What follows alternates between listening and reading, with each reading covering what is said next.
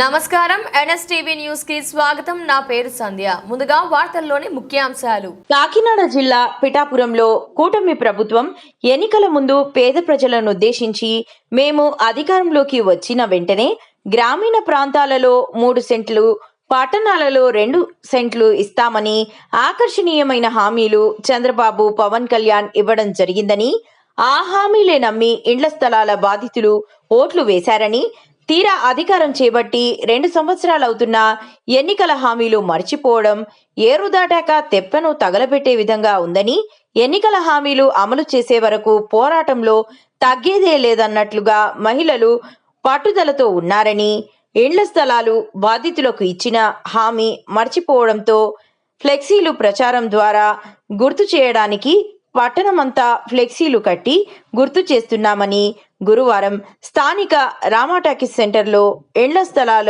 బాధితులతో CPI నాయకులు సాకా రామకృష్ణ హామీలతో కూడిన ఫ్లెక్సీలు ఏర్పాటు చేశారు. కూటమి ప్రభుత్వం అధికారంలోకి రాకముందు ఎన్నికల ప్రచారంలో భాగంగా ఒకవైపు పవన్ కళ్యాణ్ గారు, రెండో వైపు చంద్రబాబు నాయుడు గారు మేము అధికారంలోకి వస్తే ప్రతి పేదవాడికి గ్రామాల్లో 3 సెంట్లు, పట్టణాల్లో 2 సెంట్లు ఇస్తామని ఆ రోజు ఆకర్షణీయమైన హామీలు ఇచ్చి ప్రజల్ని ప్రలోభాలు గురి చేసి వాళ్ళ వైపు ఓట్లు వేయించుకుని అధికారం చేపట్టి 2 సంవత్సరాలు అవుతుంది. ఈ 2 సంవత్సరాల కాలంలో ఈ ఇళ్ల స్థలాల ప్రస్తావన అన్నది తేకపోవడం అనేది ఇక్కడ మహిళలు చాలా ఆవేదన వ్యక్తం చేస్తూ ఉన్నారు. ఎందుకంటే ఇక్కడ అద్దె కంపల్లో అద్దెలు కట్టుకోవాలి. రోజు మీరు ఇంటి పనులు పెంచేయడంతో ఇక్కడ ఇళ్ళ అద్దెలు కూడా పెంచేస్తూ ఉన్నారు. ఇలా సంవత్సరం అద్దెలు పెరగడంతో అద్దెలు కట్టుకోలేక ఇవాళ ఇళ్లలో ఉండాలా, రోడ్డు మీద ఉండాలనే పరిస్థితి ఇవాళ ఇళ్ల స్థలాల బాధ్యతలకి ఏర్పడింది. కాబట్టి ఇవాళ భూమి అయితే సేకరించి ఉంది, 100,00,000 ఎకరం భూసేకరణ చేస్తుంది. బాధితులు ఉన్నారు, ఇక్కడ లేఅవుట్ చేసి ఇవ్వాల్సిన అవసరం ఉంది.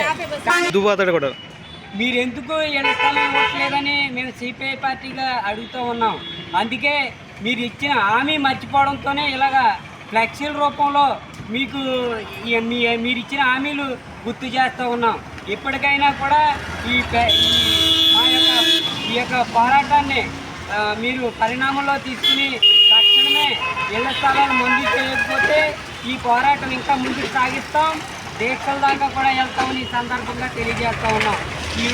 ఈలోగా మీకేమైనా గత ప్రభుత్వంతో లావాదేవీలు ఉంటే, అక్రమాలు కానీ అన్యాయాలు కానీ ఏవైనా జరిగాయని మీకు అనుమానాలు ఉంటే ఈ నియోజకవర్గ పరిధిలో గతంలో అక్రమాలకు పాల్పడిన, అవినీతి ఏదైతే పాల్పడినా మీరు అనుమానాలు వ్యక్తం చేస్తున్నారో వాళ్ళని మీ పక్కనే చేర్చుకున్నారు. వాళ్ళని అడగండి, ఈ లావాదేవీలు ఏమైతే ఉన్నాయో వాళ్ళు మీరు చేర్చుకుని పేద ప్రజలు మాత్రం బాధ పెట్టకండి.